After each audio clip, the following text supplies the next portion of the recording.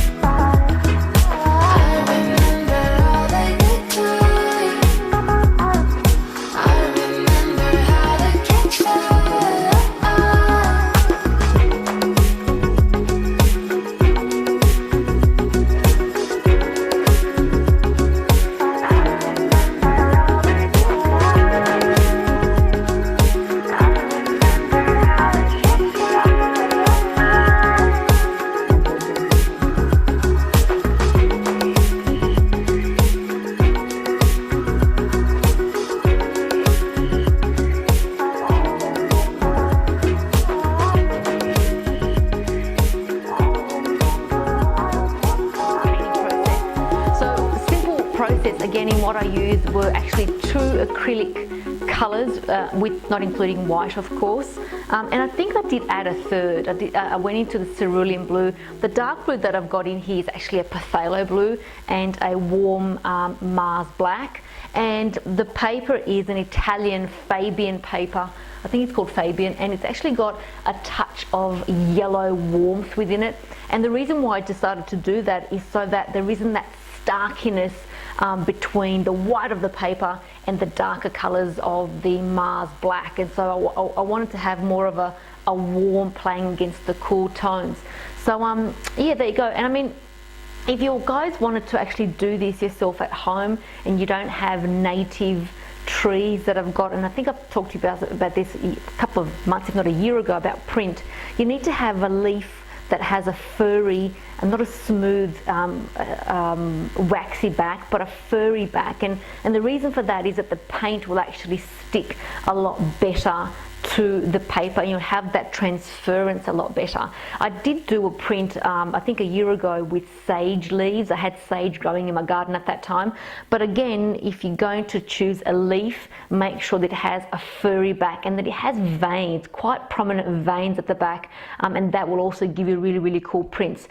So I hope you enjoyed that. Thank you guys for tuning in. Thank you for your support. Give it a thumbs up if you like it. Please share your comments, and again, if you have any questions about art or anything to do with, you know, art process and how you should improve or can improve your own personal art practice, hit me up, let me know, and I'm happy to share with you all that I have pretty much learned for the last 15 years.